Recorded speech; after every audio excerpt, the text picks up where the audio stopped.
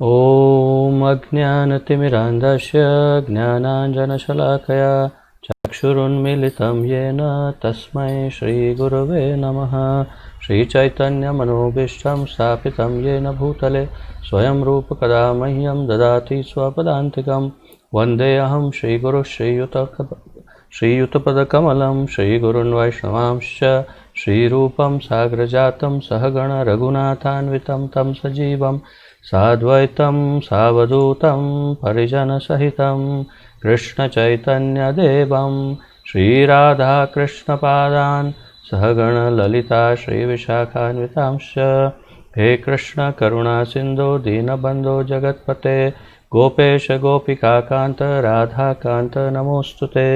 तप्त कांचन गौरांगी राधे वृंदावनेश्वरी वृषभानुसुते देवी प्रणमामि हरिप्रिये। वाञ्छाकल्पतरुभ्यश्च कृपा सिन्धुभ्य एव च पतितानां पावनेभ्यो वैष्णवेभ्यो नमो नमः। अनन्तकोटि वैष्णववृन्द की जय। नमः ओं विष्णुपादाय कृष्णप्रेष्ठाय भूतले श्रीमते जयपताका स्वामिन् इति नामिने। नमो आचार्यपादाय निताय कृपाप्रदायने गौरकथाधामदाय नगरग्रामतारिणे। नमः ओं विष्णुपादाय कृष्णप्रेष्ठाय भूतले श्रीमते भक्तिवेदान्त स्वामिन् इति नामिने। नमस्ते सारस्वते देवे गौरवाणी प्रचारिणे निर्विशेषशून्यवादी पाश्चात्यदेशतारिणे। जय श्री कृष्ण चैतन्य प्रभु नित्यानंद श्री अद्वैत गदाधर श्रीवासादि गौरभक्तवृंद। हरे कृष्णा कृष्ण कृष्ण हरे हरे हरे राम राम राम हरे हरे। हरे कृष्णा कृष्ण कृष्ण हरे हरे हरे राम राम राम हरे हरे। हरे कृष्णा कृष्ण कृष्ण हरे हरे हरे राम राम राम हरे हरे। आप सबका बहुत बहुत स्वागत है आज के इस अत्यंत महत्वपूर्ण ज्ञान यज्ञ एवं अध्ययन में।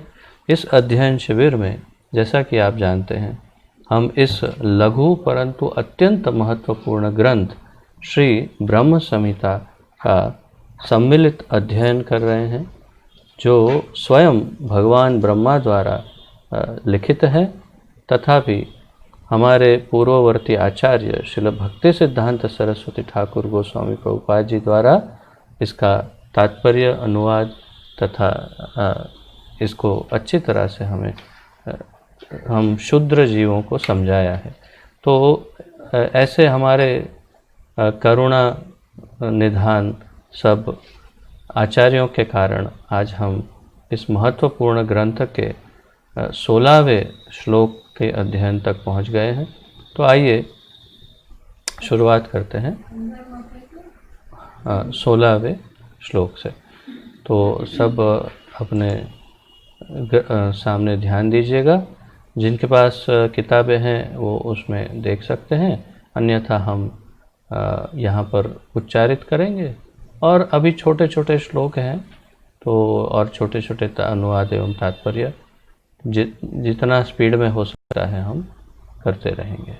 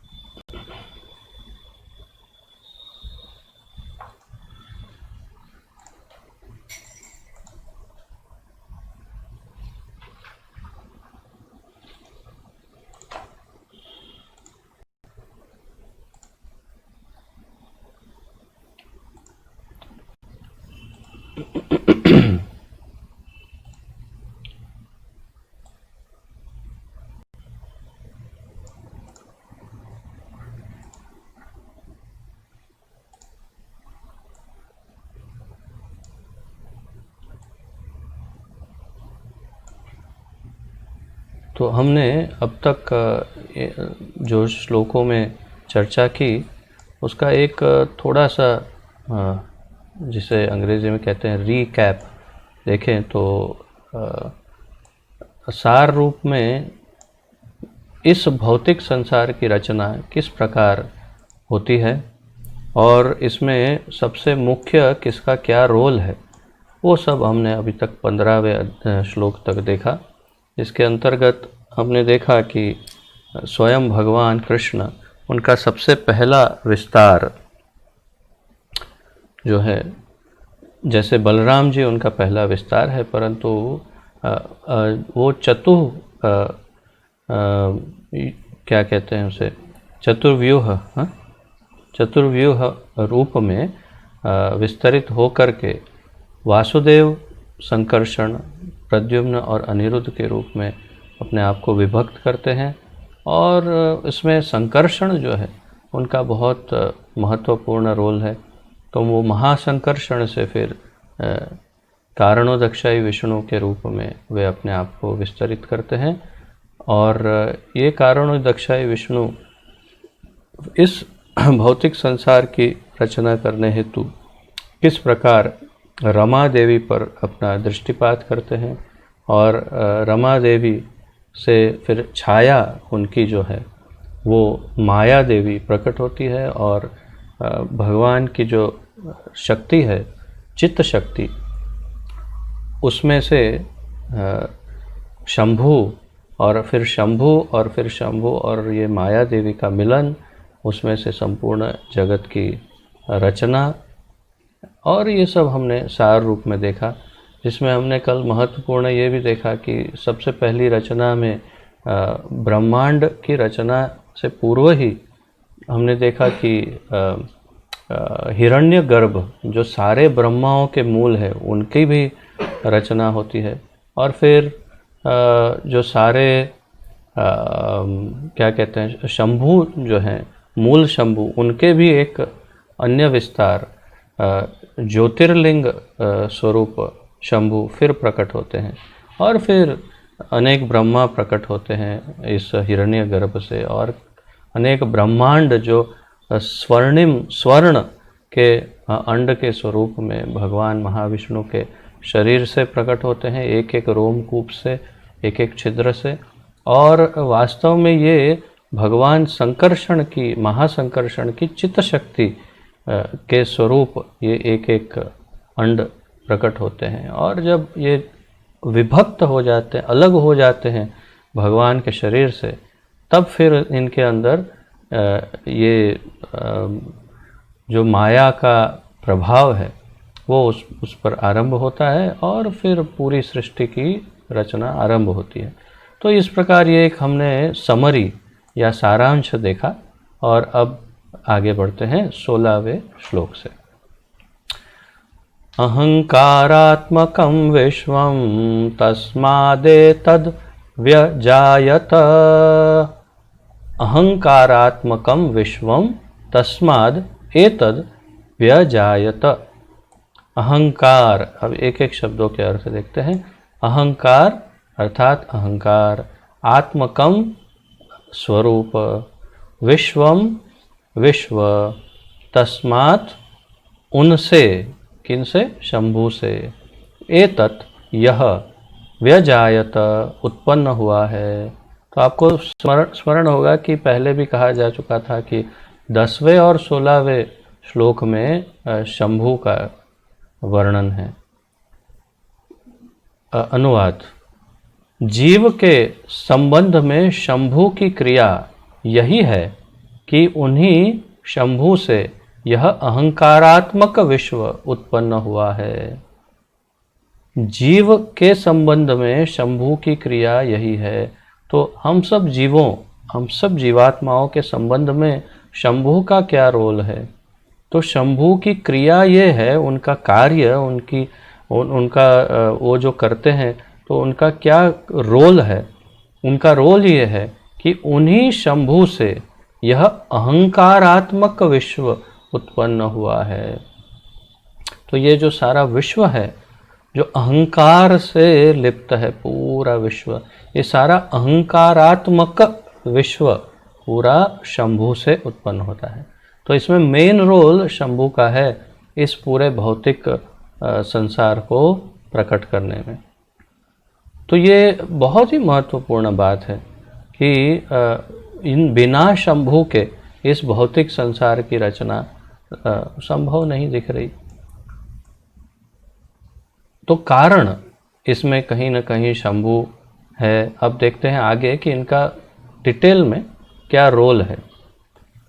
तात्पर्य, मूल तत्व में जो भगवत तत्व है वह पृथगाभिमान शून्य सर्व सत्वमय है। मूल तत्व में जो भगवत तत्व है वह पृथग अभिमान शून्य, अर्थात अलग अभिमान, पृथक अभिमान अर्थात मैं अलग हूँ, इससे अलग हूँ, ये जो अभिमान है वो पृथक अभिमान शून्य है और सर्व सत्वमय है। तो मूल तत्व अर्थात भगवान, और या तो फिर परव्योम या चित आकाश या जो चित जगत है, अर्थात विरजा नदी के ऊपर का जो जगत है, उस जगत में जो भगवत तत्व है, उस या तो फिर कहीं भी जो भगवत तत्व कहीं भी हो, चाहे इस स्थूल जगत में ही क्यों ना हो, परंतु जो भगवत तत्व है, मूल तत्व, वो इस अलग होने के अभिमान से शून्य है। अर्थात हाँ, तुम कौन हो, मैं ये हूँ, मैं कौन हूँ, तुम ये हो, ये मैं तो बड़ा हूँ, मैं छोटा हूँ, मैं ये हूँ, मैं ये वो हूँ। तो ये जो अभिमान है वो अभिमान से अब स्वाभाविक रूप से शून्य है और सर्व सत्वमय है, अर्थात संपूर्ण रूप से सत्व गुणमय है, या जिसे विशुद्ध सत्व कह सकते हैं। तो ये सर्व सत्वमय है वो मूल तत्व। अब ये क्यों बता रहे हैं कि मूल तत्व भगवान कैसे हैं? क्योंकि अब हमें हमारे तत्व और शिव तत्व, शंभु तत्व के बारे में बताएंगे। माइक जगत में जो विभिन्नाभिमान रूप जीवों की पृथक सत्ता उत्पन्न हुई, वह उस शुद्ध सत्ता का ही सीमित माइक प्रतिफलन है। तो माइक जगत, माया के द्वारा निर्मित जगत यानी माइक जगत, तो माया का जगत, ये हमारा जगत माया का जगत है। उसमें जो विभिन्नाभिमान अर्थात विभिन्न अभिमान रूप जीवों की, तो हम सब जितने जीव हैं सब के पास एक एक अलग अलग अभिमान है।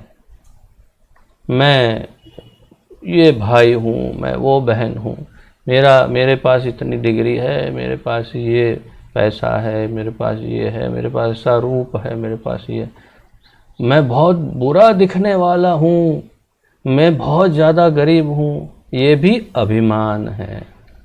आश्चर्य होगा, परंतु इसे भी पृथक अभिमान कह सकते हैं।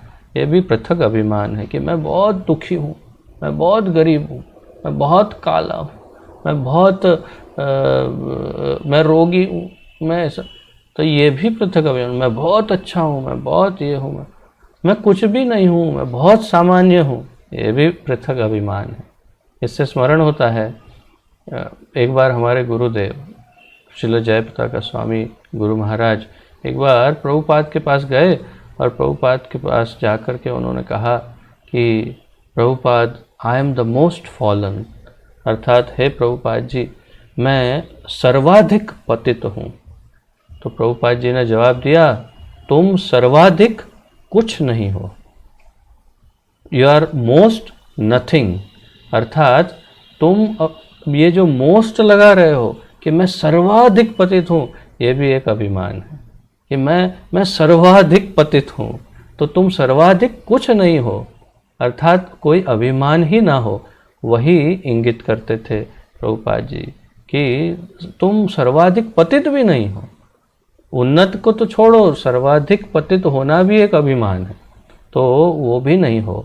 इसीलिए कह रहे थे कि यू आर मोस्ट नथिंग। तो माइक जगत में जो विभिन्नाभिमान रूप जीवों की पृथक सत्ता उत्पन्न हुई है, तो हमारी एक अलग सबकी सत्ताएं हैं, वह उस शुद्ध सत्ता का ही सीमित माइक प्रतिफलन है। अर्थात वो जो सर्वोपरि सत्ता है, सत्ता अर्थात रूल या राज्य या शासन या जैसे अभी सत्ता पर बीजेपी है, तो और उसके सत्ताधीश हैं श्रीमान नरेंद्र मोदी जी। तो इस प्रकार भगवान की सत्ता और उसके सत्ताधीश है कृष्ण। तो भगवान की जो सत्ता है उसी का हमारी जो सत्ताएं हैं वो उसका प्रतिफलन, उसका विकृत रूप, उसका प्रतिबिंब है हमारी जो सत्ता है। कैसी सत्ता? मैं इस घर का मालिक हूँ, मैं इनका पति हूँ, मैं इनका बेटा हूँ, मैं इनका ये, मैं ऐसा हूँ, मैं। तो हमारी जो सत्ता है, मेरी ये सत्ता है, तो वो सत्ता उस सत्ता का एकदम छोटा और माइक प्रतिफलन है, अर्थात माया द्वारा आच्छादित प्रतिफलन। हमारी सत्ता संपूर्ण रूप से माया से गिरी है। क्यों? क्योंकि ये सत्ता हमारी संपूर्ण रूप से झूठी है। जैसे ही ये शरीर छूट जाएगा वैसे ही ये सारी की सारी सत्ता समाप्त।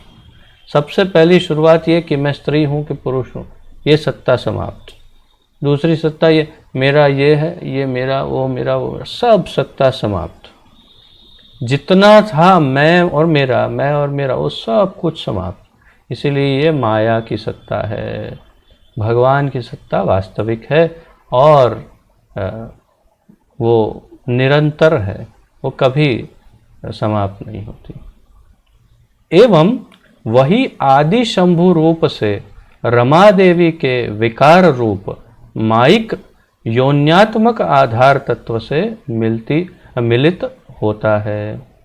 तो हमारा जो शुद्ध सत्ता का ही सीमित माइक प्रतिफलन है, हमारा जो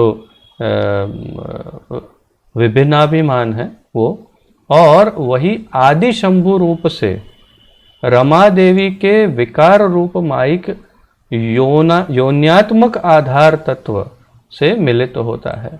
तो हमारा जो ये अभिमान या हमारी सत्ता का जो भान है हमारा, वो सब उसे आदि शंभु रूप से जो रमा देवी के विकार रूप यानी माया, उनका जो आधार है वही तत्व से मिलित अर्थात कि सेम बताया है। तात्पर्य क्या है कि हमारा जो अहंकार है या हमारा जो ये है मद, अभिमान, वो उसका मूल कहाँ है? उसका मूल है वो माया देवी में। जो शंभू के साथ जिनका मिलन होता है, उस माया देवी में हमारे इस अभिमान का मूल छिपा हुआ है, या फिर वही एक ही तत्व है या उस वैसे सम्मिलित है। ऐसा यहाँ पर भक्ति सिद्धांत सरस्वती ठाकुर समझा रहे हैं। उस समय शंभु केवल तो मैं पहले एक यहाँ पर मुझे ऐसा एहसास हो रहा है कि कहीं आप ये ना समझ ले कि उसका अर्थ है कि तो मेरा तो कोई दोष ही नहीं। दोषी कौन है? दोषी तो माया देवी है। मेरा तो क्या, मैंने तो कुछ गलत नहीं किया, सब जो करती है वो माया देवी, क्योंकि उनका ही अहंकार हम में आता है। ऐसा मत समझ लीजिएगा। मैं इसीलिए आपको चेतावनी दे रहा था कि उनके जैसा हमारा हमने लिया है तत्व, लेकिन वो दोषी नहीं है। माया देवी तो भगवान के डायरेक्ट निर्देशन में कार्य कर रही है। जैसा भगवान कह रहे हैं या भगवान चाहते हैं, बिल्कुल 100% वैसा करती है। पर हम लोग अपना पृथक अभिमान अलग अलग अभिमान से हम कार्यरत हैं। इसलिए हमारा और माया का ऐसा कोई मेल नहीं है और ऐसी तुलना नहीं हो सकती कि हाँ हाँ हम नहीं वो दोषी हैं, ऐसे नहीं, दोषी हम ही हैं। तो उस समय शंभु केवल द्रव्य व्यूहात्मक उपादान तत्व मात्र ही रहते हैं। तो उस समय शंभु जो है वो केवल द्रव्य व्यूहात्मक उपादान तत्व मात्र ही रहते हैं, अर्थात कि वे केवल उत्पत्ति के लिए मुख्य कारण या तो जो बीज देना है वो बीज देने जितना ही उनका मुख्य कार्य रहता है। उसके बाद वे इसमें कोई पार्टिसिपेशन नहीं करते, अर्थात कोई विशेष भाग नहीं लेते, क्योंकि वे बीज दे देते हैं माया को। माया के द्वारा फिर सारी उत्पत्ति हो जाती है और फिर शंभु जो है वे उसमें मुख्य कार्य जो है वैसे तो माया का ही रहता है। तो द्रव्य व्यूहात्मक उपादान तत्व मात्र, अर्थात जो मुख्य जो देना था बीज, वो देने का केवल कार्य शंभु करते हैं। जिस समय तत्व विकास क्रम में प्रत्येक ब्रह्मांड प्रकाशित होता है, तब भ्रिकुटी देश से उत्पन्न शंभु तत्व में विकास रूप रुद्र तत्व भी उदित होता है। तो ये अब दूसरे शंभु की बात यहाँ पर जैसा मैं समझ रहा हूँ कर रहे हैं कि जिस समय तत्व विकास क्रम में प्रत्येक ब्रह्मांड प्रकाशित होता है, तो तत्व का जब विकास होता है तो उस तत्व के विकास क्रम में जब सारा सब तत्व अर्थात पृथ्वी जल आकाश वायु आदि सब तत्व उत्पन्न हो रहे हैं और सब और बाकी के तत्व जो हमने कल गिने थे वो सारे तत्व जब उत्पन्न होते हैं, तो उसके विकास क्रम में जब भ्रिकुटी देश से, जब भगवान के दो बहुओं के बीच से जब शंभु उत्पन्न होते हैं, तो वो द्वितीय शंभु अर्थात ज्योतिर्लिंगमय शंभु, तो वो शंभु तत्व में विकास रूप रुद्र तत्व भी उदित होता है। तो जिसे हम शंकर भगवान, शिव जी, भोलेनाथ कहते हैं, वो रुद्र तत्व या फिर उनके जो 11 रुद्र अलग अलग, तो ये सारा जो रुद्र तत्व है वो रुद्र तत्व तब प्रकट होता है जब ये विकास क्रम आरंभ होता है, तब जाके वो शिव जी के या उस रूप में आना आरंभ होते हैं। तो आप देखिए कैसे शिव जी प्रकट होना शुरू होते हैं, वो अब यहाँ पर धीरे धीरे समझा रहे हैं। आगे ब्रह्मा जी कैसे प्रकट होंगे ये सब बताएंगे आगे। तो ये धीरे धीरे अब शंभु में से शिव जी या रुद्र तत्व उत्पन्न हो रहा है। तथापि क्षमा कीजिए, समस्त अवस्थाओं में शंभु तत्व अहंकारात्मक रहता है। तो समस्त अवस्था, हर अवस्था में ये जो शंभु तत्व है वही अहंकार आत्मक रहता है। परमात्मा की चित्त किरण से उदित होकर चित्त कण अनंत जीव समूह जब स्वयं को नित्य भगवान का दास के रूप में जान लेता है, तो क्या कह रहे हैं, परमात्मा की चित्त कण से उदित होकर भगवान के चित्त कण किरण, क्षमा कीजिए, चित्त किरण से उदित होकर चित्त कण अनंत जीव समूह जब स्वयं को नित्य भगवत दास के रूप में जान लेता है, तो उनका माइक जगत से कोई संबंध नहीं रहता। हमारे लिए जानने योग्य ज्ञेय सबसे महत्वपूर्ण ये लाइन है कि हम कैसे मुक्त होंगे भाई। हम ये माया में तो फंस गए, अब इसके ऊपर तो शंभु है, शंभु के ऊपर और एक शंभु है, और उसके ऊपर तो नारायण बैठे हैं, और वो भी 3 अलग अलग, और माया देवी की तो बात ही क्या करें, माया देवी के ऊपर और रमा देवी। हम ये सारा चक्कर में से बाहर निकल के भगवान से कैसे पहुँचे, भगवान तक वो उसका रास्ता कहाँ है, यही प्रश्न होना चाहिए जो आप लोगों को अपने आप को या सबको पूछना चाहिए भगवान से, गुरु से, कि कैसे बाहर निकले इससे। और यही प्रश्न का उत्तर पहले ही सिद्धांत सरस्वती ठाकुर यहाँ दे रहे हैं कि हम इसमें से, इस चक्कर से कैसे बाहर निकलेंगे। तो फिर से पढ़ता हूँ, फिर से ध्यान दीजिए। कह रहे हैं, जब परमात्मा की चित्त किरण से उदित होकर चित्त कण अनंत जीव समूह जब अर्थात उत्तर यहाँ से स्टार्ट हो रहा है, जब स्वयं को नित्य भगवत दास के रूप में जान लेता है, जब जीव अपने आप को नित्य भगवान के दास के रूप में जान लेता है, जैसे चैतन्य महाप्रभु बताते हैं, जीवेर स्वरूप है कृष्णेर नित्य दास। तो जब जीव अपने आप को भगवान के नित्य दास के रूप में जान लेता है, तो उनका माइक जगत से कोई संबंध नहीं रहता। तो उसके बाद, उसी क्षण से ही, जैसे ही वो अपने आप को भगवान के नित्य दास के रूप में समझ लेता है, स्वीकार कर लेता है और पहचान लेता है, इस बात को स्वीकारता है कि हाँ, मैं वास्तव में क्षुद्र जीव तत्व हूँ और मैं केवल भगवान का दास मात्र हूँ और कुछ नहीं हूँ। बस ये पहचान जब जीव को मिल जाती है, उस क्षण से ही वो इस माइक जगत से उसका कोई संबंध नहीं रहता। कितना आश्चर्यजनक है ना।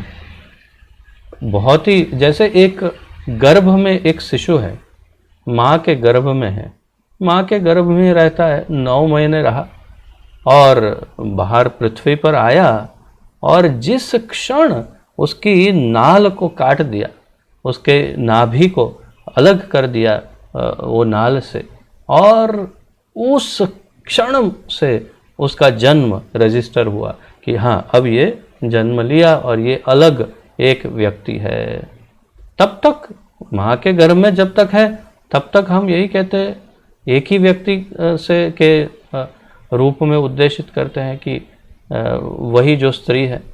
हम ये नहीं कहते कि आप 2 हैं, आप, हम एक ही व्यक्ति समझते। लेकिन जैसे ही उसकी नाभि को अलग कर दिया जाता है, नाभि से नाल को, तो उसी क्षण 2 व्यक्ति हो जाते हैं और उसका संबंध एक प्रकार से अपनी माँ से अलग समाप्त हो जाता है।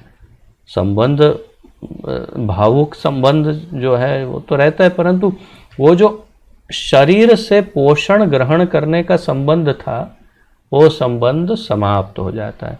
अब उसे बाहर से पोषण लेना पड़ेगा उस बच्चे को। सीधी बात है।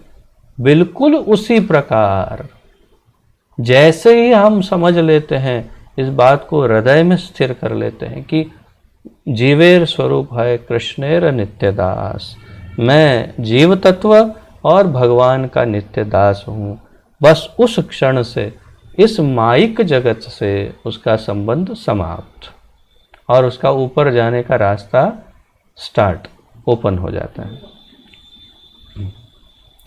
तो तब उन्हें वैकुंठ धाम भेज दिया जाता है। श्रील भक्ति सिद्धांत सरस्वती ठाकुर कहते हैं, तब उन्हें वैकुंठ धाम भेज दिया जाता है।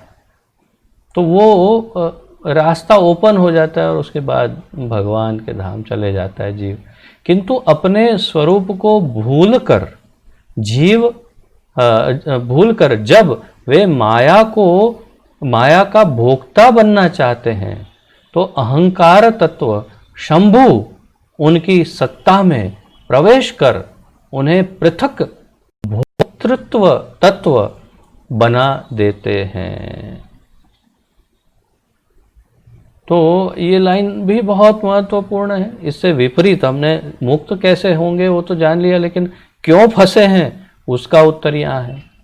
भाई, जो हम यहाँ क्यों फंसे हैं, माया, बहुत सारे जीव उधर है तो मैं क्यों इधर फंसा हूँ, बाकी सब मुक्त है, मैं क्यों फंसा हूँ भाई।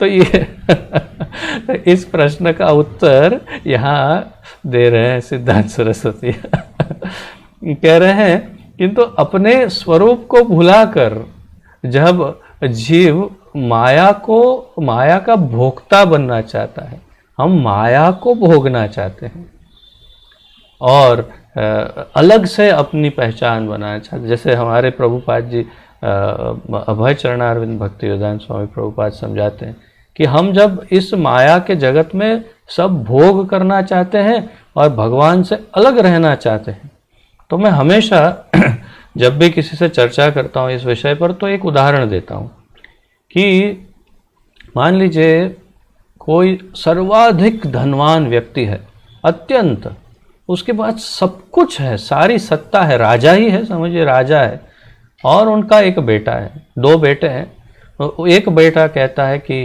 पिताजी मैं आपकी सेवा करके हमेशा आपके पास रहूँगा। तो पिताजी कहते हैं बहुत अच्छी बात है, तुम यहाँ जो तुम्हें चाहिए सब सुविधा मिलेगी, लेकिन मैं जैसा रूल बनाता हूँ वैसा करना पड़ेगा, क्योंकि तुम मेरे राज्य में हो, तुम मेरी प्रजा के ही समान हो, भले मेरे बेटे हो, तो तुम्हें मेरे रूल को पालन करके लेकिन आनंद से रहो। और दूसरा बेटा कहता है अरे आपके रूल में क्या रखा है, मैं अपना खुद का एक राज्य स्थापित करना चाहता हूँ। अच्छा तो क्या करोगे? और मुझे एक अलग स्थान पर रहना है और आपकी सत्ता से दूर।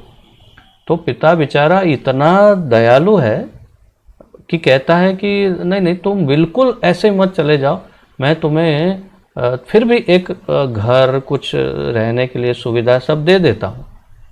तो बोल रहा है अच्छा ठीक है दे दीजिए।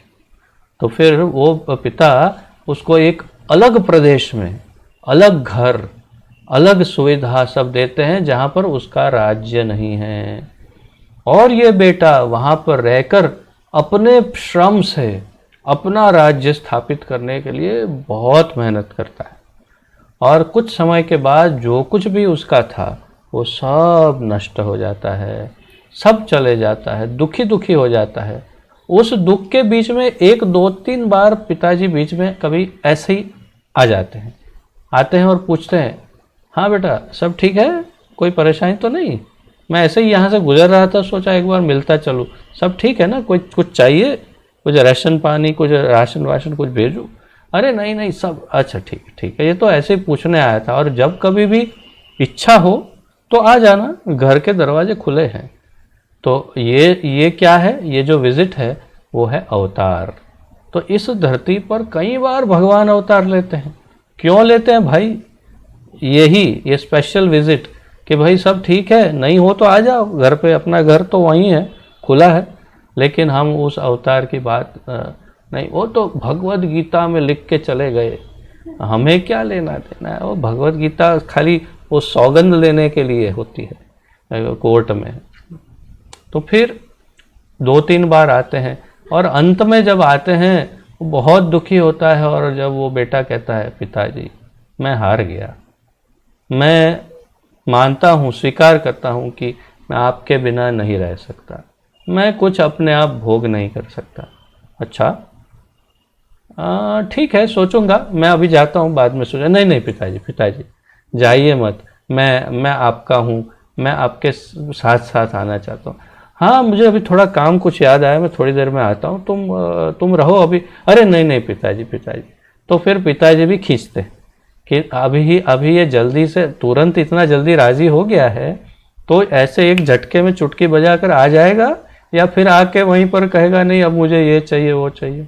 इसलिए पिताजी भी इतना जल्दी हमारी शरणागति को स्वीकार नहीं करते। और फिर हम जब यहाँ थोड़ी तपस्या करके, थोड़ा भजन करके, भक्ति करके, जब बिल्कुल एकदम वो स्पष्ट हो जाता है कि नहीं अब ये वापस नहीं जाएगा, तब फिर पिताजी कहते हैं आ जा बेटा चल, तब फिर दरवाजे खोल देते हैं। तो यही जैसे मैंने एक उदाहरण बताया, ऐसे ही हम जब भगवान के शरणागत हो जाते हैं और कहते हैं हाँ बस अब बस अभी आ जाऊंगा मैं आपके छत्र छाया में, तो भगवान बुला लेंगे। अन्यथा जब हम माया को भोग करना चाहते हैं तो फिर शंभु रोल में आते हैं और क्या करते हैं, तो किंतु अपने स्वरूप को भूलकर जब वे अर्थात जीव माया का भोक्ता बनना चाहते हैं, तो अहंकार तत्व शंभु उनकी सत्ता में प्रवेश कर उन्हें पृथक भोक्तृ तत्व बना देते हैं। अर्थात वास्तव में तो उसे लगता है जीव को कि मैं भोगता हूँ, ये भोग रहा हूँ, परंतु वास्तव में वही भोगे जाते हैं, कभी इसके द्वारा कभी उसके द्वारा। और प्रकृति में यहाँ वहाँ वो इतने, जैसे भगवान भगवद गीता में कहते हैं, प्रकृति स्थानी कर्षति, दुखी दुखी रहते हैं, तकलीफ बहुत, और भोक्तृ तत्व बना देते हैं उसे। अतएव शंभु ही अहंकारात्मक विश्वरूप एवं जीव के माइक देहाभिमान के मूल तत्व हैं। अतएव शंभु ही अहंकार आत्मक विश्वरूप, तो अहंकार आत्मक विश्वरूप जो है वो शंभु एवं जीव के माइक देहाभिमान, जो हमारा देहाभिमान है माया के आवरण के कारण, उसके मूल तत्व जो हैं वो ये शंभु हैं। और इसलिए इस संसार में सर्वाधिक भक्ति शंभु की होती है, या शिव शक्ति या शंकर की या शक्ति की या शंभु की जो है सबसे अधिक भक्ति होती है, क्योंकि सब हम उनके ही तत्व के अंतर्गत हैं। परंतु जैसे ही हम भगवान का दासत्व स्वीकार करते हैं, हम ये सब से मुक्त हो जाते हैं। उसका भी उदाहरण है कि जितने भी असुर हुए, प्रभुपाद जी बताते हैं, हमें कल ही आज या तो कल ही उनके प्रभुपाद जी के लेक्चर में सुन रहा था, प्रभुपाद जी बोलते हैं कि जितने असुर हैं वो सब शिव जी के भक्त हैं, और एक भी असुर सफल नहीं हुआ। शिव जी ने उन्हें दर्शन दिया, आशीर्वाद दिया, वरदान दिया, सहारा दिया, सपोर्ट दिया, सब दिया, लेकिन फिर भी अंत में सारे असुर हार गए और भगवान ने उन सब का नाश किया। तो इससे सभी को कम से कम आज की जनरेशन के असुरों को समझ जाना चाहिए कि शिव जी क्या दे सकते हैं और भगवान क्या दे सकते हैं। तो मूल आरक्षण जो है वो तो केवल भगवान की ही शरण में प्राप्त हो सकता है। शिव जी तो अपना कार्य ही कर रहे हैं जितना उनको करना चाहिए। तो श्लोक नंबर 17, अतः क्षमा कीजिए, अथस्तैस्त्रीविधैर्वैशैर् लीलामुद्वहतः किल योग निद्रा भगवती तस्य श्रीरिव संगता। अतः तैस्त्री विधैर्वेशैर् लीला मुद्वहत किल योग निद्रा भगवती तस्य श्रीरिव संगता। एक एक शब्दों का अनुवाद। अथ तदंतर, तैहि उनके साथ, त्रिविधैहि तीन प्रकार के, वेशैहि रूपों से, लीलाम लीला, उद्वहत करते हुए, किल अवश्य, योग निद्रा भगवती समाधि के नित्यानंद से पूर्ण, तस्य उनकी, श्री ही लक्ष्मी, इव जैसी, संगता संग किया। तो इसके बाद ये सब स्टार्ट हो गया जब रचना, उसके बाद महाविष्णु क्या करते हैं, उनकी या विष्णु या जो भी वो सब यहाँ पर बताते कि तदनंतर, वही मतलब तदनंतर अर्थात उसके बाद वही महापुरुष भगवान विष्णु प्रजापति तथा शंभु के तीन रूपों से भौतिक ब्रह्मांड में प्रवेश करके, तो वही महापुरुष भगवान अर्थात महाविष्णु, विष्णु, प्रजापति तथा शंभु के तीन रूपों से भौतिक ब्रह्मांड में प्रवेश करके पालन, सृष्टि तथा संहार की लीला करते हैं। तो जो हम इतना जानकारी तो लगभग सारे हिंदुओं को है, लगभग, कि ब्रह्मा विष्णु महेश और इन तीनों का पालन, सृष्टि पालन और संहार, ये कार्य, इतना तो ज्ञान सभी लगभग हिंदुओं को है। कम से कम सीरियलें और फिल्में देख के तो इतना ज्ञान मिल ही जाता है। तो इस बात का ज्ञान ब्रह्मा जी दे रहे हैं। तो कह रहे हैं कि और वो कर्ता कौन है? ये महाविष्णु, महापुरुष भगवान विष्णु, प्रजापति तथा शंभु। देखा कितना अच्छा मधुर बांसुरी की आवाज़ आई ना बीच में, ऐसे आता रहता है कभी कभी, भगवान प्रसन्न हो जाते हैं। तो महापुरुष भगवान विष्णु, प्रजापति तथा शंभु के 3 रूपों से भौतिक ब्रह्मांड में प्रवेश करके पालन, सृष्टि तथा संहार की लीला करते हैं। यह लीला भौतिक जगत में जड़ माया के अंतर्गत होती है। तो ये जो सृष्टि, पालन तथा संहार की जो लीला है वो इस जड़ माया की जो भौतिक जगत है, उस भौतिक जगत में जड़ माया के अंतर्गत होती है। ये लीला दिव्य जगत में, परव्योम में, जो आध्यात्मिक जगत है उसमें, वैकुंठ जगत में ये लीला नहीं होती, क्योंकि वहाँ सृष्टि का प्रश्न ही नहीं है, हमेशा ही सब कुछ है ही। संहार तो तब हो जब भौतिक हो, भौतिक कुछ है ही नहीं, सब कुछ दिव्य है। और पालन तो नित्य भगवान करते ही हैं। तो पालन क्या, जब सब कुछ नित्य है तो पालन करने के लिए कुछ विशेष उन्हें करने की आवश्यकता नहीं होती। तो यह लीला भौतिक जगत के जड़ माया के अंतर्गत होती है। अतः उसको तुच्छ जानकर, मैंने कल बताया था आपको कि भगवान क्यों योग निद्रा में सो जाते हैं, वो यहाँ पर बताएंगे आगे।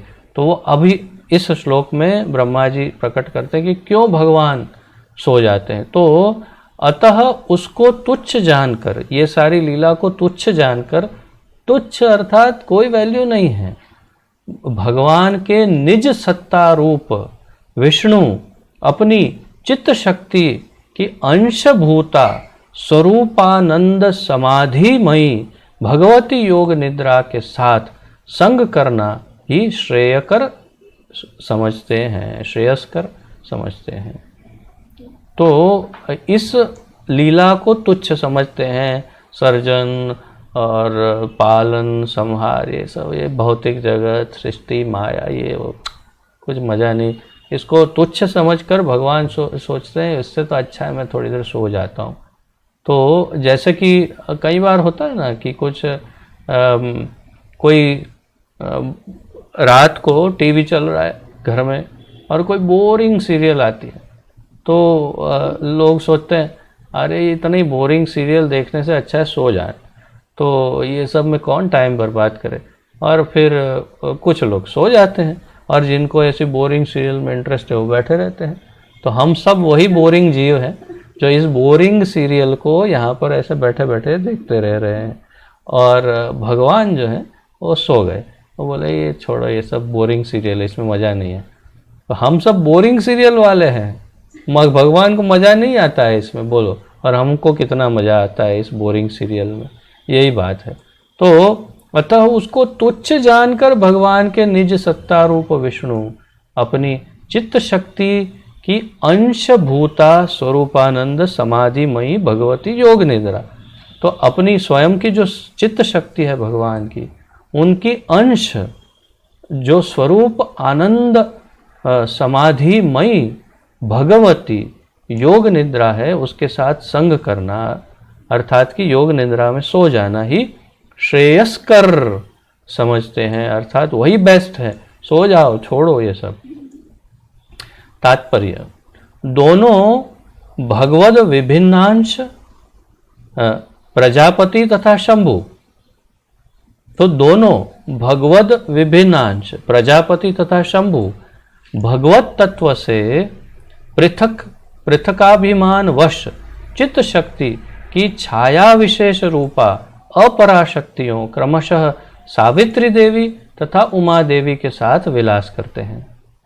तो इधर जो नारायण है या विष्णु है वो योग निद्रा के साथ विलास करते हैं और सो जाते हैं, और ये जो इनके विभिन्न अंश हैं भगवान के, जो पृथक अभिमान वश चित्त शक्ति के अंतर्गत है, वे छाया विशेष रूपा अपरा शक्तियाँ जो हैं, छाया विशेष रूप अपरा शक्ति। तो अब ये जो माया है उसके ही अवतार कौन कौन है? सावित्री देवी अर्थात सरस्वती, और उमा देवी अर्थात पार्वती। तो इनके साथ ये विलास करते हैं, अर्थात उनके साथ वे अपना जीवन बिताते हैं। कौन? ब्रह्मा जी और शिव जी। तो सरस्वती या सावित्री देवी के साथ, और उमा देवी या पार्वती के साथ शिव जी, इस प्रकार। तो तीनों किस किस के साथ हैं वो तो समझ में आ गया। भगवान विष्णु ही चित्त शक्ति रूपा रमा या लक्ष्मी के एकमात्र पति हैं। तो रमा के या लक्ष्मी जी के एकमात्र पति कौन हैं? तो भगवान विष्णु ही हैं। तो रमा को एक प्रकार से लक्ष्मी जी भी बताया है। तो रमा देवी एक प्रकार से, जैसे चित्र में भी आप देख सकते हैं कि लक्ष्मी जी जैसा ही उनका स्वरूप है। तो ये भगवान नारायण या विष्णु जो है वही ये रमा देवी के साथ विहार करते हैं। ये था 17वां श्लोक। अब 18, बीच बीच में समय हाँ थोड़ा है। तो श्लोक 18, श्रीशुक्षायां ततो नाभेस्तस्य पद्मं विनिर्यत्यो तन्नालं हेमनलिनं ब्रह्मणो लोकमद्भुतम्। इस श्लोक में अब ये वर्णन है कि हमारे ब्रह्मा जी जो चतुर्मुख ब्रह्मा है वो कैसे भगवान के नाभि कमल से प्रकट होते हैं, वो वर्णन अब इस श्लोक में है। श्रीशुक्षायां ततो नाभे तस्य पद्मं विनिर्ययो तन्नालं नाल हेम नलिनम ब्रह्मणो लोकम अद्भुतम। ब्रह्मणो अर्थात ब्रह्मा जी। तो श्रीशुक्षायाम, एक एक शब्द के अर्थ देखते हैं।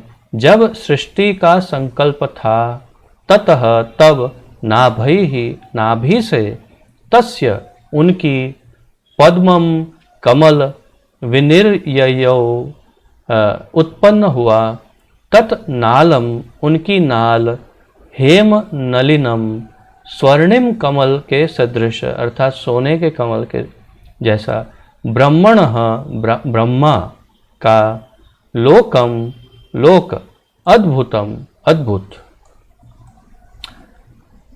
पहला ही शब्द श्रील भक्ति सिद्धांत सरस्वती ठाकुर अनुवाद में कहते हैं गर्भोदक्षाई विष्णु जब, अर्थात स्पष्ट कर दिया कि किसके नाभि कमल से ब्रह्मा जी हमारे चतुर्मुख ब्रह्मा प्रकट होते हैं।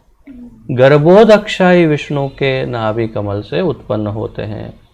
तो अब आपको ये अब तक तो स्पष्ट हो गया होगा, मेरी आशा है कि कारणोदक्षाई विष्णु, मूल महाविष्णु, उनमें से वही फिर एक एक ब्रह्मांड में गर्भोदक्षाई विष्णु के रूप में प्रवेश करते हैं, और फिर वही अपने आप को क्षीरोदक्षाई विष्णु के रूप में विस्तरित करते हैं।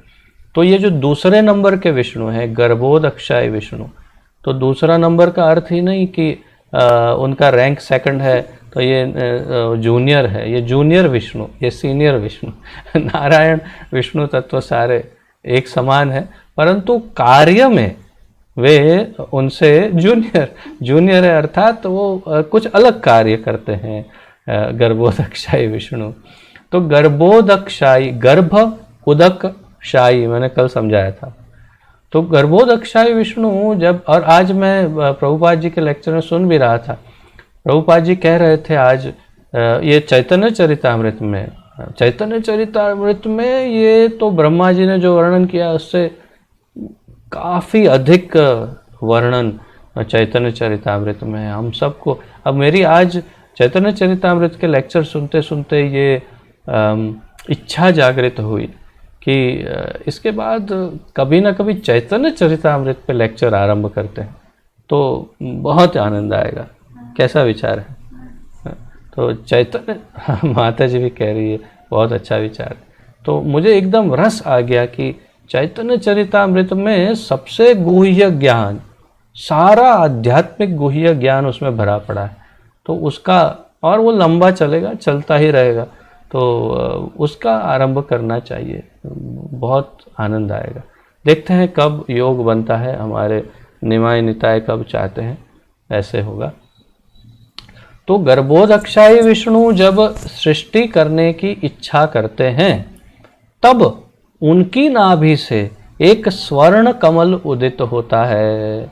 वही नाल युक्त स्वर्ण कमल ब्रह्मा का निवास स्थान ब्रह्मलोक या सत्यलोक है। तो हमारे उस ब्रह्मांड में अब हम आ गए, क्षमा कीजिए। और इस ब्रह्मांड में जैसे कि आपने वो 7 ऊपर, क्षमा कीजिए, वो 14 भुवन देखे जिसमें पृथ्वी मध्य में है, ऊपर 6 स्वर्ग और नीचे 7 पाताल। उसमें सबसे टॉप पर हमने देखा चित्र, आपको अगर स्मरण हो तो ब्रह्मलोक या सत्यलोक है, जो ब्रह्मा जी का निवास स्थान है। वो ब्रह्मलोक या सत्यलोक कैसे प्रकट हुआ, वो यहाँ पर इस श्लोक में ब्रह्मा जी स्वयं बता रहे हैं।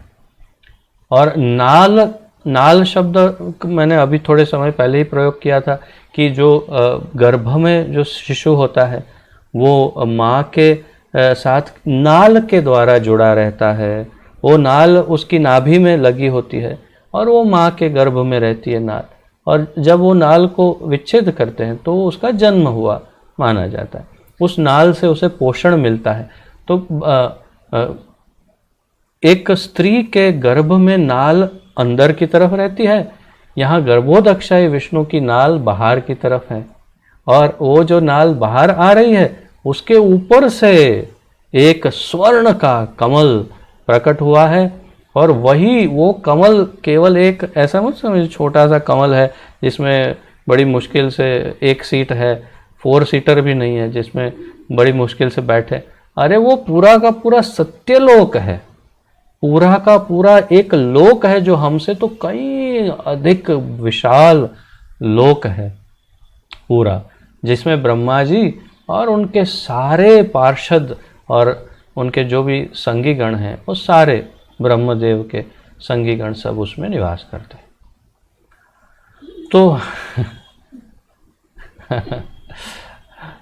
तो फिर से पढ़ता हूँ। गर्भोदक्षाई विष्णु जब सृष्टि करने की इच्छा करते हैं तब उनकी नाभि से एक स्वर्ण कमल उदित होता है। तो ये भी स्पष्ट होता है कि सृष्टि करने की इच्छा भी नारायण ही करते हैं। तो गर्भोदक्षाई विष्णु सोचते हैं yes let's start, let's begin. तो वो जैसे स्टार्ट का बटन दबाते हैं और अंदर से एक कमल खिल के बाहर आ जाता है और उसमें ब्रह्मा जी प्रकट हो जाते हैं। और फिर क्या होता है वो आगे पढ़ते हैं। तो नाभि से एक स्वर्ण कमल उदित होता है। वही नाल युक्त स्वर्ण कमल ब्रह्मा का निवास स्थान ब्रह्मलोक या सत्यलोक है। तात्पर्य, एक छोटी लाइन का तात्पर्य, यहाँ हेम स्वर्ण शब्द का अर्थ है चिदाभास। ये मुझे इतना समझ में नहीं आया, परंतु श्रील भक्ति सिद्धांत सरस्वती ठाकुर एक वाक्य में तात्पर्य दे रहे हैं। यहाँ हेम स्वर्ण का शब्द का अर्थ है चिद आभास। तो शायद ये किसी प्रकार का दिव्य चित रूपी आभास है जिसका वे यहाँ वर्णन कर रहे हैं। लेकिन मैं अक्षम हूँ समझने के लिए, इसलिए मैं भी आपको नहीं समझा पाऊँ। श्लोक 19 देखते हैं कितना है, समय कितना हुआ, 5:35 है ना, तो एक श्लोक और ले लेते हैं 19वां। तत्वानि पूर्वरूढ़ानि कारणानि परस्परं समवाया प्रयोगाच्च विभिन्नानि पृथक् पृथक् चिच्छक्त्या सज्जमानोऽथ भगवानादिपुरुषः योजयन्मायया देवो योगनिद्रामकल्पयत्। तो एक एक शब्दों का अर्थ देखते हैं। तत्वानि तत्व, पूर्वरूढ़ानि पूर्व सृष्टि। अब यहाँ पर जो अमृतमयी माता जी की जो एक उत्कंठा थी और हम सब की भी कि हम जीव तत्वों का क्या है, हम भगवान के द्वारा उत्पन्न होते हैं या हम नित्य हैं और हम इस जगत में कैसे आते हैं, वो सब। तो इसका एक अंश कल हमने समझ लिया था कि भगवान जब सृष्टि करते हैं तो सारे जीव जाग जाते हैं और इसी बात को अच्छी तरह से बिल्कुल स्पष्ट रूप से इन श्लोकों में अब वर्णन किया जाएगा। तो पूर्वरूढ़ानि पूर्व सृष्टि, कारणानि कारण, परस्परम परस्पर, समवाय मिश्रण की पद्धति, अप्रयोगात अप्रयोग से।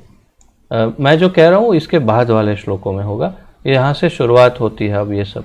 तो अप्रयोगात अप्रयोग से, च और, विभिन्नानि विभिन्न, पृथक पृथक अलग अलग, चित्त शक्त्या चित्त शक्ति सहित, सज्जमानः संग करते, अथः तव तब, भगवान भगवान, आदि पुरुष आदि पुरुष, योजयन जोड़ते हुए, मायया माया के साथ, देवः देव, योग निद्राम योग निद्रा से, अकल्पयत संग किया।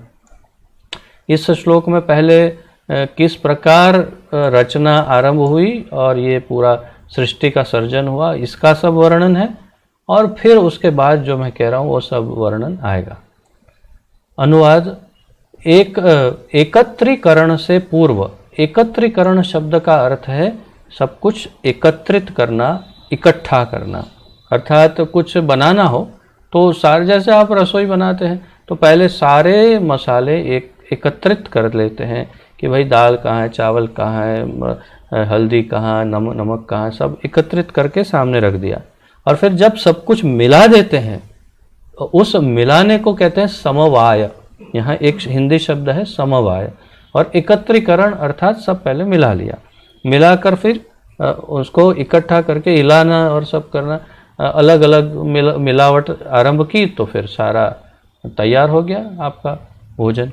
तो एकत्रीकरण से पूर्व पंचभूत तत्व एक दूसरे से पृथक पृथक रूप में थे। तो पंच महाभूत अग्नि, जल, आकाश, वायु तथा क्या हुआ रहा, पृथ्वी। तो पृथ्वी, जल, अग्नि, वायु तथा आकाश। तो ये पांच तत्व जो है, वायु अलग है और आकाश अलग है, ये दो अलग तत्व है कभी कन्फ्यूजन ना हो। तो ये पांच तत्व जो है, ये पांच तत्व अलग अलग थे और फिर जब एकत्रीकरण हुआ तो मिश्रित हो करके अलग अलग वस्तु बनना प्रारंभ हुआ, ये समझाएंगे। एकत्रीकरण तथा समवाय का अप्रयोग ही उनके पृथक अस्तित्व का कारण था। अर्थात जब तक उनको मिलाया नहीं था और मिला जुला के फिर कुछ नया बनाया नहीं था, तब तक सब अलग अलग थे। वही कारण था कि सब पांचों तत्व अलग रहते थे। दिव्य आदि पुरुष भगवान महाविष्णु ने अपनी चित्त शक्ति द्वारा माया को क्रियाशील करके समवाय प्रयोग द्वारा उन पृथक तत्वों को मिलाकर सृष्टि की। अब यहाँ पर कह रहे हैं कि सृष्टि की मूल रचना करने वाले महाविष्णु कारणोदक्षाय विष्णु हैं, नारायण हैं। तो उन्होंने क्या किया, दिव्य आदि पुरुष भगवान महाविष्णु ने अपनी चित्त शक्ति द्वारा, अपनी चित्त शक्ति के उपयोग से माया को क्रियाशील किया। तो माया को क्रियाशील कैसे किया वो सब आपने देखा कि शंभु और माया दोनों मिले और ये सब। तो ये सारा जो है वो उन्होंने अपनी चित्त शक्ति द्वारा इसका स्टार्ट का बटन जो है वो महाविष्णु ने दबाया और क्रियाशील करके समवाय प्रयोग द्वारा, अर्थात मैंने जैसे कहा कि आपके पास सब एकत्रित हो गया, सब रेडी है, चावल, दाल, हल्दी, नमक, ये वो सब। अब क्या बनाना है? सब्जी बनानी है, दाल बनानी है, रोटी बनानी है और साथ में क्या बनेगा? हाँ, खिचड़ी बन जाएगी। बढ़िया है, खिचड़ी बना लेते हैं। तो फिर खिचड़ी के लिए चावल और दाल, नमक और हल्दी एक जगह पकाने रख दिया। फिर रोटी के लिए आटे में पानी डाल के गूंदना शुरू कर दिया।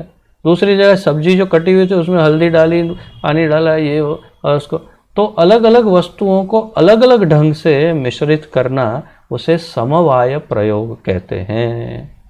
तो इन पांचों तत्वों को अलग अलग प्रमाण से मिश्रित करके ये पूरी सृष्टि की रचना की। तो समवाय प्रयोग द्वारा उन पृथक तत्वों को मिलाकर सृष्टि की, अर्थात नारायण ने ही सृष्टि आरंभ की, लेकिन अपनी चित्त शक्ति द्वारा, स्वयं नहीं।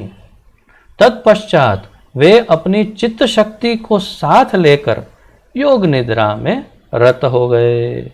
इसके बाद जैसे ही ये आरंभ हो गया, देखा वो ये सारा बिल्कुल बेकार बनने वाला है, सब ये सब मज़ा नहीं आएगा, सो जाओ, तो योग निद्रा में चले गए। तात्पर्य: मय्याध्यक्षेण प्रकृति सूयते सचराचरम। तो भगवान भगवद गीता में भी कहते हैं, मेरी अध्यक्षता में माया चराचर जगत को उत्पन्न करती है। मय्याध्यक्षेण प्रकृति, मेरी अध्यक्षता में, सूयते सचराचरम, सचर चर अचरम। तो मेरी अध्यक्षता में माया चर अचर जगत को उत्पन्न करती है। तो माया सब करती है लेकिन निरीक्षण में है, वो स्वयं कुछ अपने मन से नहीं करती, जैसा भगवान ने आदेश दिया है वैसे ही करती है। गीता के इस श्लोक का तात्पर्य है कि चित्त शक्ति का विकृत रूप यानी माया पहले निश्चल थी और उसके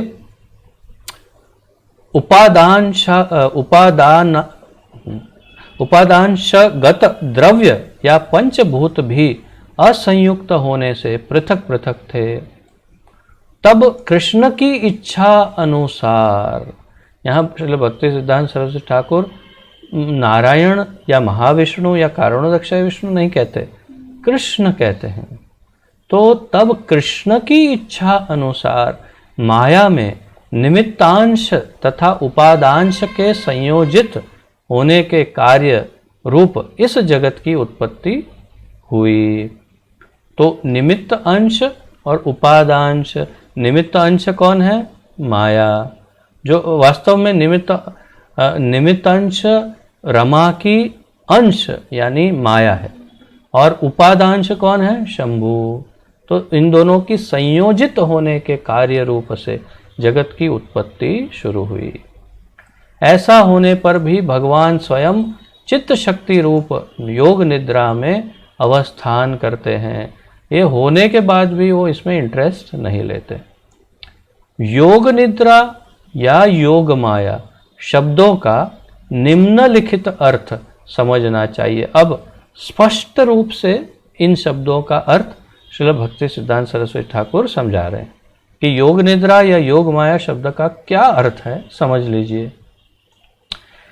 चित्त शक्ति प्रकाशमय है, जबकि उसकी छाया माया जड़ तमोमय है, अर्थात अंधकारमय है। तो चित्त शक्ति प्रकाशमय है, प्रज्वलित है, उज्जवल है भगवान की चित्त शक्ति, जबकि उनकी माया जो है, उनकी जो छाया माया है, वो डार्कनेस यानी अंधकारमय, या और एक तो जड़ है और तमोमय है, तमोगुणमय या अंधकारमय। जब कृष्ण जड़ तमोमय व्यापार में कुछ प्रकाश करने की इच्छा करते हैं, तो कृष्ण कभी कभी उनकी इच्छा हो भी जाती है कि चलो अब बहुत समय से कुछ थोड़ा सा जड़ प्रकृति को उत्पन्न करते हैं, उसमें कुछ जाके खेल करके आ जाएंगे। तो हर ब्रह्मा जी के एक दिवस में एक बार कृष्ण आ जाते हैं और अपने अंश रूप में, अवतार रूप में हर एक युग युग में प्रकट होते हैं। परंतु मूल रूप से कृष्ण ब्रह्मा जी के एक दिन में एक बार इस जड़ प्रकृति पर अपनी लीला करने आ जाते हैं। तो कृष्ण की जब इच्छा हो जाए, वो भी कभी कि चलो कुछ नया हो जाए, जड़ हो जाए, तो जड़ प्रकृति को उत्पन्न करने की इच्छा होती है। तो जब कृष्ण जड़ तमोमय व्यापार में कुछ प्रकाश करने की इच्छा करते हैं, तो वे अपनी चित्त शक्ति का संयोग अपनी जड़ अचित्त शक्ति से कराते हैं। ये वाक्य को समझिए। तब वे क्या करते हैं, जब इनकी इच्छा होती है तब वे अपनी चित्त शक्ति, जब उनकी इच्छा होती है तो वे अपनी चित्त शक्ति का संयोग अपनी जड़ अचित्त शक्ति से कराते हैं। अर्थात उनकी चित्त शक्ति और अचित्त शक्ति को दोनों का संयोग कराते हैं। कब? जब वे चाहते हैं कि अब इस में कुछ प्रकाश डाला जाए या कुछ किया जाए, कुछ नवीन। तो उसका ये भी अर्थ हम समझ सकते हैं इससे कि उनकी अचित्त शक्ति अर्थात माया और चित्त शक्ति अर्थात अंतरंगा शक्ति या रमा देवी या जो भी राधा रानी या दिव्य उनकी शक्ति जो है लक्ष्मी जी, ये उनकी चित्त शक्ति और उनकी अचित्त शक्ति दोनों हमेशा अलग रहते हैं। परंतु कभी इनका संयोग करा देते हैं भगवान जब इनकी इच्छा होती है। और संयोग कैसे कराते हैं? हमेशा माया देवी रमा देवी के अधीन ही रहती है, उनकी छाया ही रहती है। इसी का नाम है योग माया। योग माया, कितना अद्भुत रूप से योग माया शब्द का अर्थ समझाया। अब यदि हम हमारे लॉजिक से सोचें तो योग शब्द का ही अर्थ है मिलन। हम कहते हैं भक्ति योग, ज्ञान योग, कर्म योग, ध्यान योग। तो ये योग शब्द का क्या अर्थ है? भगवान से मिलन, उसका अर्थ है योग। और यहाँ योग माया, तो माया के साथ योग अर्थात माया के साथ मिलन। तो यही जो माया के साथ मिलन है उनका, उसे योग माया कहते हैं। तो योग माया में दो प्रकार की प्रतीति होती है। प्रतीति अर्थात अनुभव या जानकारी प्राप्त होती है, ज्ञान होता है, मूल रूप से अनुभव। तो योग माया के दो प्रकार की प्रतीति होती है, वैकुंठ निष्ठ दिव्य प्रतीति तथा जड़ तमो निष्ठ प्रतीति। तो जब भगवान योग माया में होते हैं तो उन्हें ये दोनों प्रकार की अनुभूति का आनंद लेते हैं।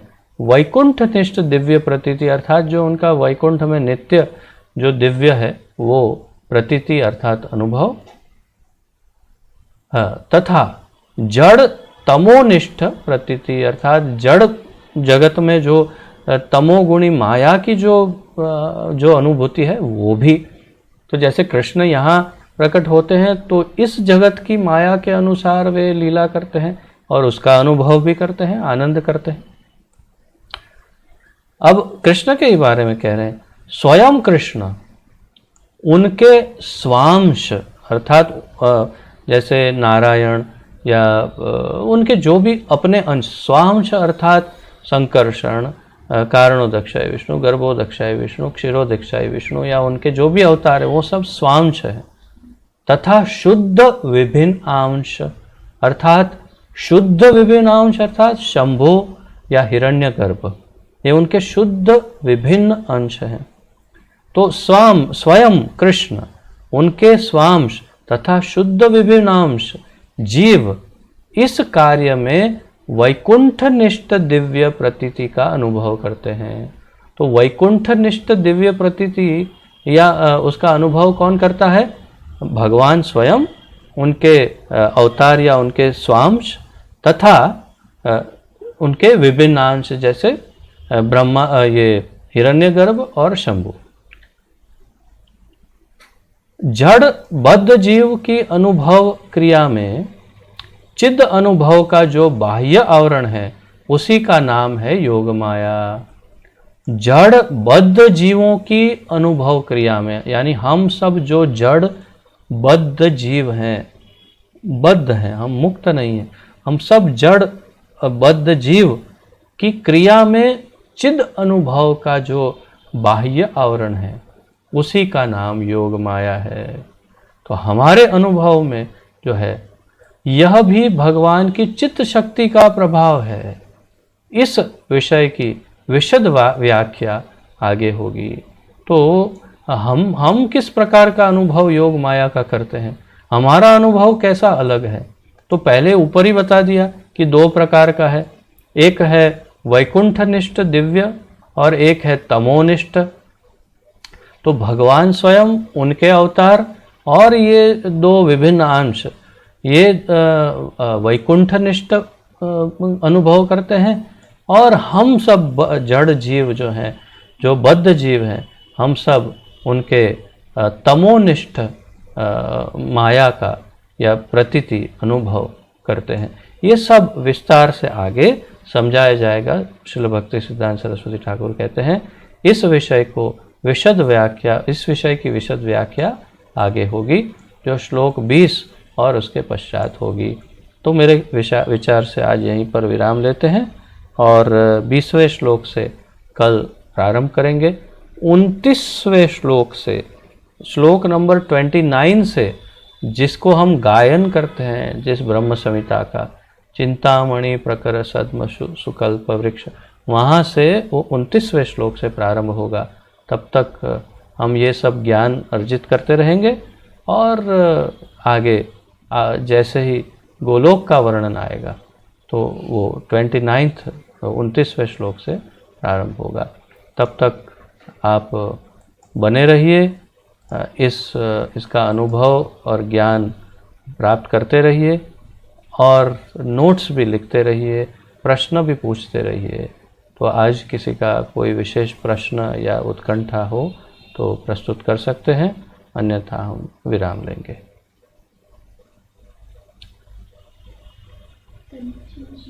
हाँ, कन्फ्यूजन, हाँ पूछो। जब ये हो रहा है कि पूरा सृष्टि जब शंभु और माया से ही प्रकृति होता है, तो उसका मेन रोल भी माया का ही होता है, जो ये पूरा सृष्टि का। तो फिर इसमें शंभु, ब्रह्मा, विष्णु, महेश, वो भी मूल तत्व शंभु जो है वो आगे कुछ करते नहीं। एक बार उन्होंने रचना कर दी, प्रारंभ हो गया, इनिशिएट हो गया, फिर वे निष्क्रिय रहते होंगे और उसके बाद उनका तत्व फिर शंभु में से फिर रुद्र तत्व प्रकट हो जाता है।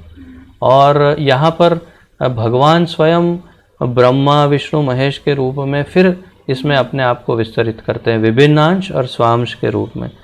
और फिर ये तीन और भगवान का ये शंभु का रुद्र तत्व और माया स्वयं, ये सब मिल करके फिर सारी खिचड़ी पकाते हैं। अर्थात कि ये सारा जड़ जगत जो है, सारे ब्रह्मांडों की रचना, पालन, संहार, सृष्टि, ये सब कुछ करना, ये सब तत्वों का सम्मिलित अभिगम रहता है। अर्थात कि विष्णु, ब्रह्मा और शंकर जी और यहाँ पर माया देवी, ये सब मिल करके इसको चलाते हैं। मतलब the whole show is run by all of this, ये सारा शो यही लोग रन करते हैं। तो व्हाट इज़ द कन्फ्यूजन? वो लोग भी माया सृष्टि का सब ये करती है, तो उसके अलावा फिर ब्रह्मा, महेश वो भी करते हैं?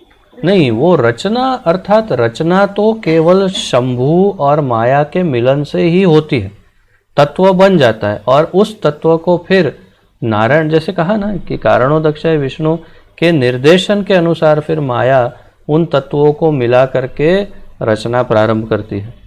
तो एकत्र कर दिया, सब हो गया और फिर नारायण ने जब इशारा किया स्टार्ट, तो स्टार्ट हो गया और माया ने वो सब रचना, भौतिक रचना आरंभ कर दी।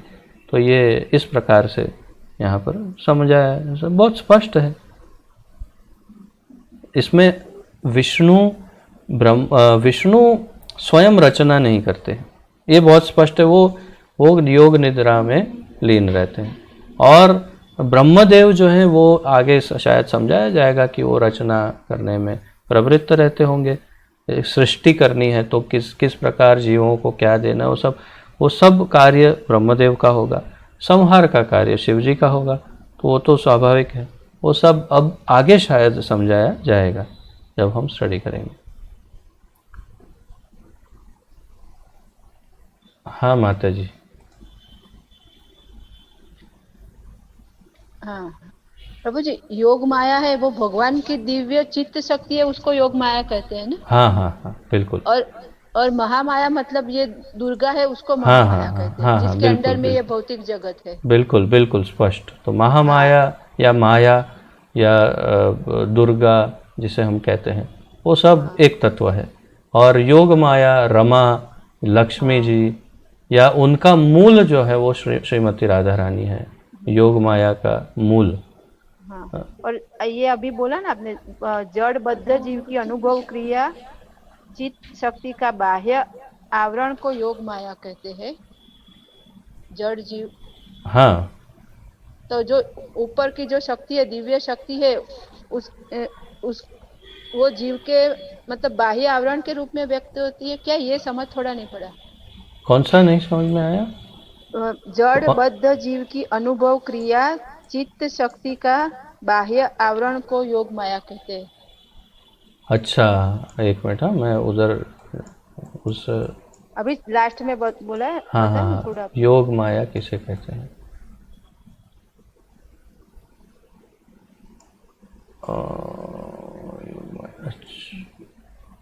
अभी थोड़े हाँ पहले इसी का नाम योग माया। हाँ तो हाँ। संयोग अपनी जड़ अचित्त शक्ति से कराते हैं, इसी का नाम योग माया है। तो भगवान अपनी माया शक्ति और यानी चित्त शक्ति और अचित्त शक्ति, ये दोनों का मिलन जब कराते हैं तो उसी का नाम योग माया है। देखिए ना, यहाँ पर लास्ट लाइन में यही कह रहे हैं कि जब कृष्ण जड़ तमोमय व्यापार में कुछ प्रकाश करने की इच्छा करते हैं तो वे अपनी चित्त शक्ति का संयोग अपनी जड़ अचित्त शक्ति से कराते हैं, इसी का नाम योग माया है। अर्थात कि ये दोनों जब मिल जाते हैं तो इसी का नाम योग माया। तो एक प्रकार से देखिए, योग माया जो है वो दिव्य है, परंतु माया जो है वो तमो है या तमोनिष्ठ है। और उनकी चित्त शक्ति, तो यहाँ पर एक प्रकार से देखें तो तीन तत्व है, चित्त शक्ति, योग माया और माया। इस प्रकार से हम इसे देख सकते हैं। जैसे कि आप जो प्रश्न पूछ रही हैं उससे ये स्पष्ट हो रहा है कि तीन है, चित्त शक्ति अलग है और माया अलग है जो जड़ है, और इन दोनों का जो मिलन करते हैं तो इसमें से योग माया प्रकट होती है। ऐसा यहाँ पर श्रील भक्ति सिद्धांत सरस्वती ठाकुर कह रहे हैं, ऐसा उन्होंने यहाँ पर वर्णन किया है। ऊपर चित्त शक्ति है, नीचे की माया शक्ति है, वो दोनों जब मिलती है तो उसे योग माया कहते हैं। बिल्कुल वैसा ही यहाँ पर श्रील भक्ति सिद्धांत सरस्वती ठाकुर कह रहे हैं। बराबर, ठीक है। बराबर। और किसी का कोई प्रश्न है? अक्षय प्रभु कुछ पूछना चाहते हैं? नहीं, ठीक है। तो आप सबकी अनुमति हो तो विराम लें, या माता जी आपको और कुछ पूछना है? उसे नहीं प्रभु जी। हाँ, और खाली मेरे को वो बीच का मेरे पास श्लोक नहीं रहा ना, वो थोड़ा आप हाँ मैं आपको भेज दूंगा, मेरे पास तैयारी है, उसके फोटो खींचे हुए प्रोफाइल सब मैं आपको भेज देता हूँ। 13 तक ठीक है, फिर नहीं है, 14 15 नहीं है, 16 17 है, फिर 18 19 नहीं है। मैं आपको सारा सब भेज देता हूँ आपको मैं। हाँ ठीक है। बहुत बहुत धन्यवाद सबका, बहुत धन्यवाद आपका भी प्रभु। और बहुत अच्छे से, ये इतना जटिल सब वर्णन है ना, उसको सच में समझने के लिए बहुत मुश्किल पड़ती है, पर आप थोड़ा मतलब उदाहरण देके ऐसा कुछ कर करके समझाते हैं ना, तो समझ पड़ता है। देखिए, मैं भी पहली ही बार समझ रहा हूँ, अर्थात जैसे ही अच्छा, मैं, ऐसे हाँ चालू मतलब किया आपने? अर्थात कि नहीं, स्वाभाविक है कि जब मैं अध्ययन करता हूँ समझाने के लिए, तो हाँ तब तो भगवान प्रकाश करते हैं, परंतु हाँ तात्पर्य ये है कि जब ये डिस्कशन करते हैं तो उसमें हाँ मेरा भी ज्ञान एकदम सुदृढ़ और स्पष्ट होता है। तो हाँ ये पूरी प्रोसेस जो है, इसका संचालन ठाकुर जी ही कर रहे हैं। हाँ उनकी ही करुणा और उनकी शक्ति द्वारा हम सब इसको समझ पा रहे हैं। ददामि बुद्धि योगम तम ये न माम ये नमा उपयांति थे, तो ये उपयांति। बुद्धि योग तो भगवान स्वयं ही दे रहे हैं हमें। तो सही उनका बात ही है, बहुत सही बहुत बात आभार है, उनका ही हाँ आभार, और हमारे गुरुदेव का आभार है, नहीं, सच्ची प्रभुपाद बात। का। और चित शक्ति का अर्थ हम ज्ञान ज्ञान कर सकते, ज्ञान रूप हाँ, शक्ति तो चित भगवान की है बिल्कुल ना। बिल्कुल बिल्कुल बिल्कुल, क्योंकि हाँ सच्चित आनंद का अर्थ जैसा हाँ हमें हमारे आचार्य समझाते हैं, वैसे सत हाँ चित्त का अर्थ उन्होंने ज्ञान किया है, ज्ञान और किया है। आनंद का अर्थ तो स्वाभाविक है, आनंद है।